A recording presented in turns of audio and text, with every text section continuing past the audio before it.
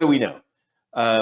It literally is right now, day one, it was utilized, right? We're actually seeing the attacks go up, so it's increasing every day.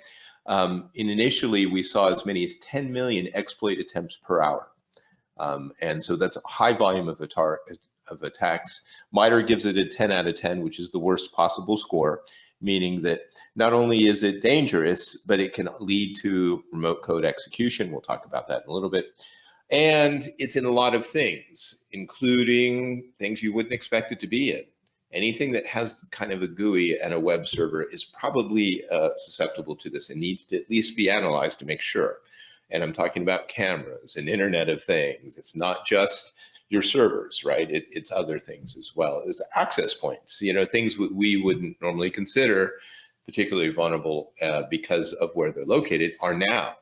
In a lot of cases, that's okay because we can mitigate it by isolating them and containing them from the internet, but everything is interconnected now, so we have to be really careful that it is truly isolated and contained.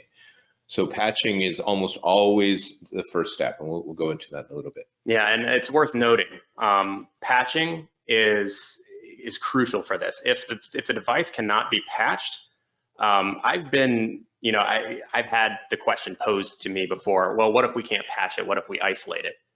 And my answer is generally, well, if you treat it as a unit that anyone that did have access could just do anything they want on the system, if you're okay with that, you could keep it.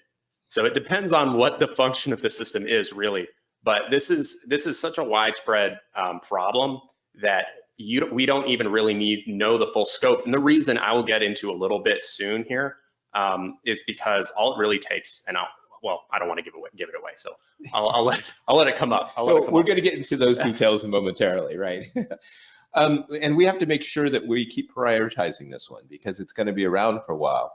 And the concern there is that if it's not top of mind, we go and we do the next thing and then we forget and could have already been compromised, right? These are a patient set of folks who are determined, sometimes nation states, we'll get into that as well. So we just want to make sure that we're looking at it. And we also recognize that many organizations don't have the capabilities to find it.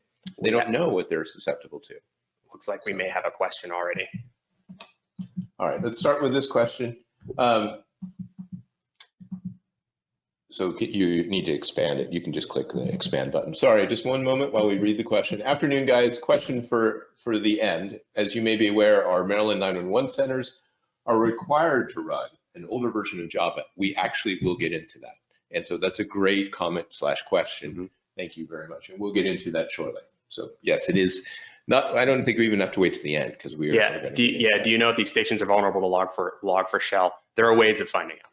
Yeah, there are ways of finding out. And if you're a Maryland customer who's already being monitored by companies such as us, we can definitively answer that question. And if you are one of our customers, you've already heard about it. So we'll talk into some greater capabilities and things you can do yourselves